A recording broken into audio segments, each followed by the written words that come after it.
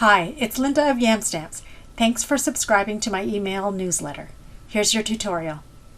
I'm starting with a 4 1/4 by 11 inch piece of very vanilla cardstock. I have a detailed die. This is from the Sweet Silhouettes die set. I have portions of sponge, so 3 portions of sponge for 3 different ink colors.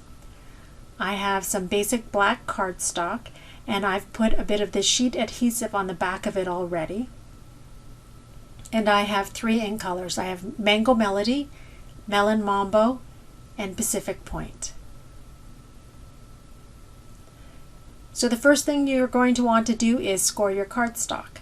So scoring it in half, don't use the dark blade, that is the cutting blade on your stamping trimmer.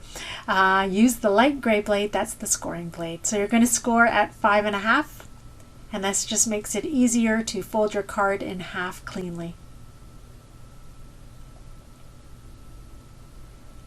Next, I'm going to take a couple of long post-it notes that I have. So these are long post-it notes with lines on them, so it makes it a little easier for me to line them up fairly straight on the front of the card. If you don't have a long post-it note, you can put shorter post-it notes side by side. And you're going to basically just mask off the top and the bottom of the card, leaving an exposed strip of cardstock. I'm starting with the Mango Melody ink, that's my lightest ink, and I'm working from the bottom and moving towards the center of the cardstock. So I'm inking up my sponge, blot it off on your scrap paper, and then start on the post-it note and move towards the center of your cardstock strip. So by starting on the post-it note, you don't have any sort of harsh start spots, if that makes any sense. It looks more seamless and blended. I'm using the Melon Mambo in the middle, so I'm going to move to the Pacific Point ink next, and I'm going to start that with a clean sponge. Again, inking it up and then blotting it off, and then working from the post-it note onto the center of the cardstock, moving towards the center of the cardstock. And you want to start light and build up the color. It's always easier to add color than it is to remove it, which is pretty much impossible in this technique. And then the final color, the pink, through the middle. So this one you don't want to extend it all the way to the top and bottom edges. You want to sort of keep it more in the middle of the strip. And definitely start light and then build up your color until it's the intensity that you like. This is a fairly forgiving technique. That's why I like it so much, I think.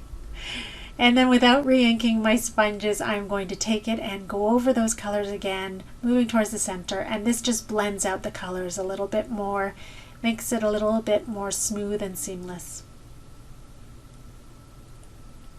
And then I'm just checking to make sure I've gotten the ink all the way to the edges, and then you just remove your post-it notes. That's how easy it is to create that sunset strip look. So next I'm going to die cut my black cardstock with my, I guess it's a dandelion silhouette.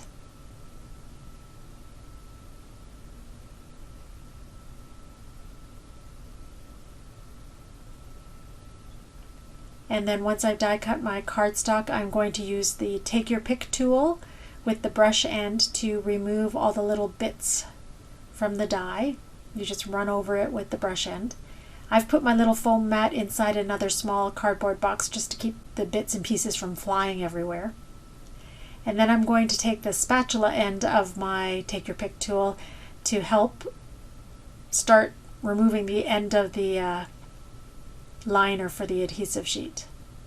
So when you die cut with the adhesive sheet in place, the nice thing is once you remove the liner, then you have adhesive all over the back of that detailed die, and it's super easy to adhere down in place. So you just choose where you want it and press it down. That's how easy it is. I love easy and effective crafts. That's my thing. So there's a clean and simple card. You can add a stamped sentiment or a die cut sentiment to the front if you wish. Thank you for subscribing to the email newsletters. I look forward to bringing you information and inspiration each week. Please check out the Yam Stamps blog and follow me on the different social media sites. I'm always Yam Stamps at Facebook, Instagram, YouTube, and Pinterest. Thanks again for subscribing, and I look forward to seeing you in your inbox.